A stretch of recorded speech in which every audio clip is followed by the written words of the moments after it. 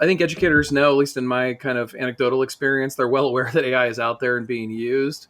But I do seem to come across, and this surprised me, you tell me what you guys think, but I seem to come across a lot of educators who are like purposely burying their head in the sand. They want to not talk about it. They think I'm committing some great sin or stabbing them in the back by all of a sudden now saying bring AI in the classroom. But as audience will know, I'm not asking for corporate AI, but it's here. We have to introduce this. It's like ignoring the smartphone or something. Students are using it.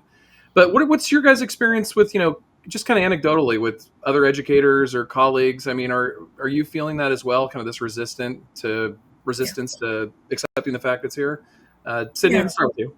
Yeah, definitely. I feel, well, there's a couple of things. And one of the things that I will say to give educators a little bit of slack is that I do feel like in education, you have so much pressure not to mess up. You have so much pressure to do the right thing, to be the best teacher, to have the most equitable classroom and good grading systems. And I remember this when I was first getting into what's known as contract grading and trying to change my entire system based around this more equitable grading practice. And I just remember not wanting to mess it up or do something wrong or feel like I was doing a disservice to the populations that I was trying to serve.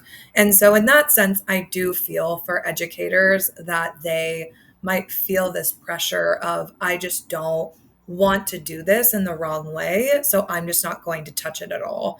And in that way, I can kind of empathize and understand maybe why they're avoiding AI or even maybe doing the opposite. Like I was talking about the handwritten essays, kind of retracting altogether because they're just not quite sure what is the right path. And it is difficult when you have so much conflicting information out there and so much polarizing information when one group of people is telling you that something is exceptionally bad. And there are things that are bad about it. There are environmental factors that you have to consider, and there are ethical and biased factors that you have to consider. However, there are also lots of ways in which this can be a tool for underrepresented populations as well, a tutoring tool, a help in order to get through the writing process that sometimes students struggle with. So I think that there is some good that can come out of it, but educators are stuck in this place that's kind of a rock and a hard spot. And I really do feel for them in that way. So yeah, but I'll let Allison discuss a little more.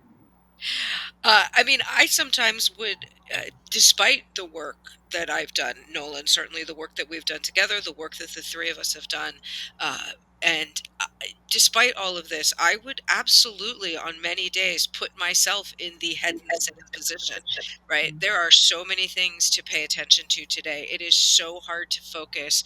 If I can get rid of a couple of things to think about, sounds like my day just improved, right? Hey detoxers! Thanks for tuning in. You can find Disinfo Detox on YouTube and wherever you get your podcasts. Don't forget to like, follow, subscribe, and share. Every click helps grow the community and keeps those tech overlords happy. Detox complete.